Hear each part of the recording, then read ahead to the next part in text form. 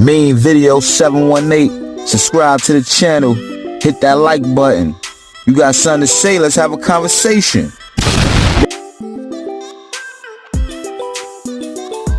What if one phone call could have changed the course of music history? Imagine, if you will, a time when the heat was rising and the stakes were high in the hip-hop industry. A time when the tension between two of the most influential labels, Bad Boy Records and Death Row Records, was escalating at an alarming rate. The rivalry was fierce, harsher. And one other thing I'd like to say, any artist out there want to be an artist and want to stay a star, don't want to have to worry about the executive producer trying to be all in the videos, all on the record, dancing. Come to Death Row. It was during this turbulent time that the tragic death of Tupac Shakur occurred. The iconic rapper was brutally gunned down in Las Vegas following a Mike Tyson fight, an event that shocked the world and intensified the already heated feud between Bad Boy and Death Row. This wasn't just a disagreement over music, it was a war, and it was tearing the hip-hop community apart, brick by brick, rhyme by rhyme. The tension was palpable, like a thick fog that had settled over the industry, making it hard to see clearly, to think rationally.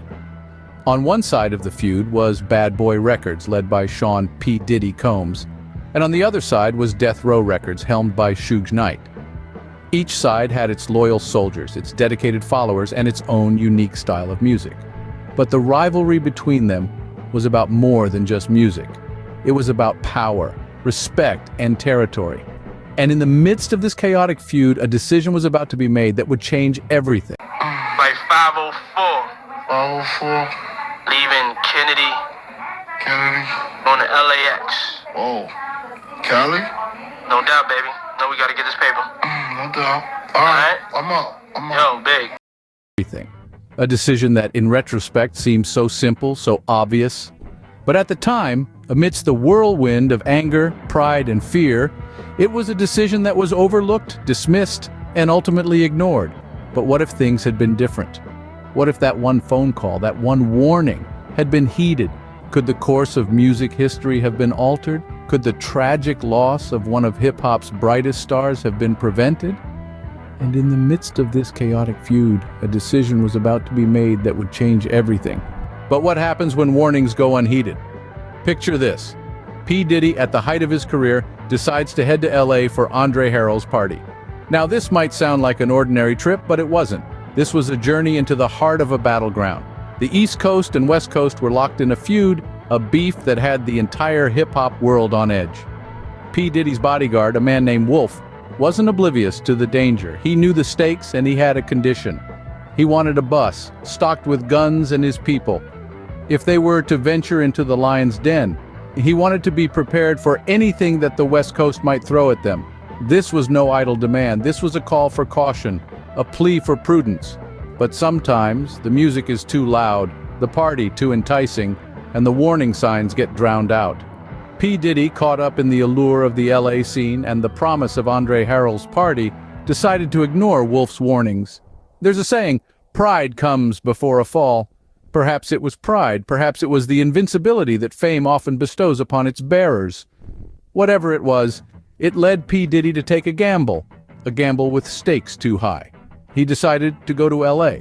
He chose to step into the belly of the beast, accompanied by Biggie Smalls and the Mafia. They were stepping onto enemy turf, fully aware of the tensions simmering beneath the surface, fully aware of the danger that awaited them, but they went, nonetheless. They say hindsight is 20/20. Looking back, it's easy to see the red flags, the alarm bells ringing loud and clear.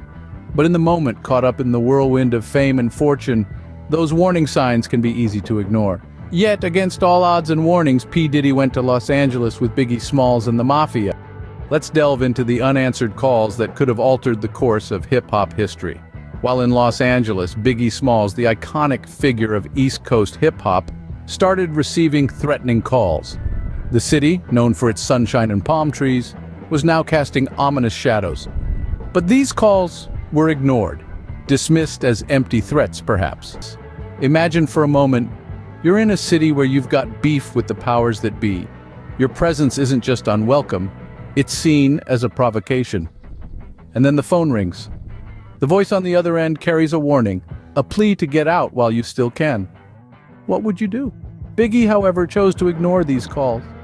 Perhaps he believed in his invincibility, or maybe he simply underestimated the gravity of the situation. Whatever the reason, the calls kept coming, and they kept being ignored. And then came the call that should have changed everything. It came from the ADX Max jail, from Mecca to Gene, a warning as clear as day. It's like me from the crack era. You know what I mean? And I'm gonna even give you this one. That's why Big Gene Deal talk about that joint. We down there in ADX. You understand what I'm saying? When the Tupac and Biggie bullshit going on, California acting like they got an attitude. No disrespect to California, love them to death. But niggas acting like they attitude, so I push up on, yo, what's up? I mean, yo, you gonna die for this? You know what I mean? Because you bringing me into something, I don't give a fuck what them doing on the street. I got life. I'm trying to get out of jail. You know what I mean? So you let me know if me and you got to beef. Because right now, I'm ready to take yours. Or you got to take mine. But we not going to walk around here renting because I'm from the East and you from the West. What them doing on the street, that's that free world. He got so scared, he told me straight up, man, they trying to kill Biggie, man. Them God, they going to kill him. You know what I mean? So I went and got on the phone. I called, my girl told her to call Big G. And let Big G know, yo, tell Diddy and niggas don't go out there. You know what I mean? Don't go out there. Niggas get ready. They put a hit on them. This is real. They don't go out there. You know what I mean? And Gene told them they ain't listening. It happened, and it is what it is. You know what I mean? But I tried to warn the brothers. You know what I mean? Because we all from the town. You know what I mean?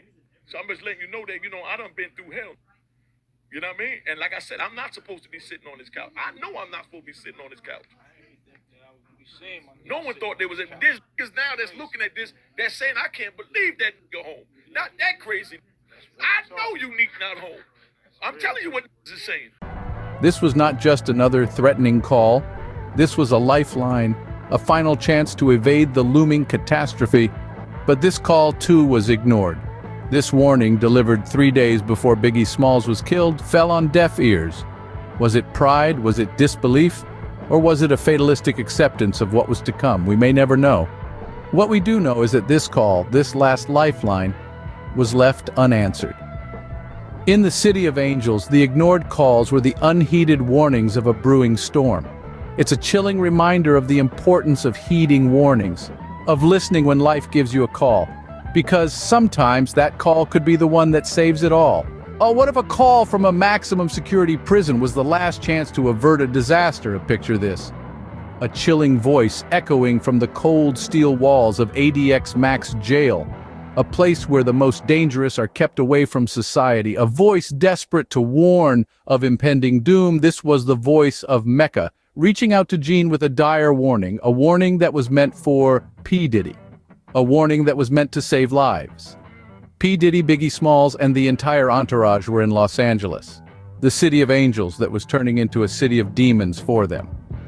The West Coast was not their turf, and they were well aware of the brewing storm.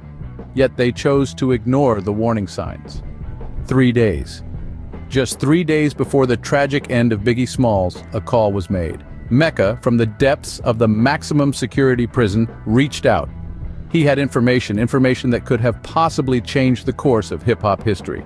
Get out of LA, they're coming to kill y'all, he warned. These words, heavy with dread and urgency, were meant to be a lifeline, a call that could have saved it all. Yet it fell on deaf ears. Why didn't P. Diddy heed this warning? Was it pride, bravado, or a mere underestimation of the danger lurking in the shadows of LA? We may never know. What we do know is that this ignored call became a haunting echo, a chilling reminder of a disaster that could have been averted. Could this call have saved Biggie Smalls? Could it have prevented the tragic end of an icon? Could it have rewritten the pages of hip-hop history? These questions linger, echoing in the annals of hip-hop lore. A warning, a plea, a desperate call for help, but why didn't P. Diddy listen? The call that could have saved it all remains an intriguing piece of this complex puzzle, a chilling reminder of a disaster that was waiting to happen. All it needed was one person to listen. Christopher Wallace, known to the world as Biggie Smalls, was taken from us in the prime of his life, a star extinguished in its brightest phase. A voice silenced just as it was reaching its most potent crescendo. The loss was not just a personal one for those who knew him, but a cultural one for the entire world of hip-hop. Biggie's death was not just the loss of an individual, but the loss of a symbol, a beacon of creativity and innovation in the world of hip-hop. In the end, the call that could have saved it all was left unanswered, and the course of music history was forever changed.